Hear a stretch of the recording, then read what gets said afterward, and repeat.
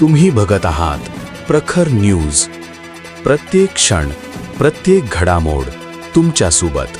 पुण्यात पार पडलेल्या अबॅकस परीक्षेत इरा इंटरनॅशनल स्कूलच्या विद्यार्थ्यांचे यश.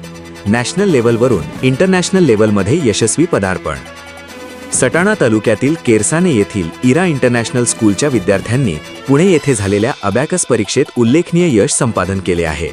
या विद्यार्थ्यांनी नॅशनल लेव्हलवर घवघडीत यश मिळवत थेट इंटरनॅशनल लेव्हलमध्ये यशस्वी पदार्पण केले आहे.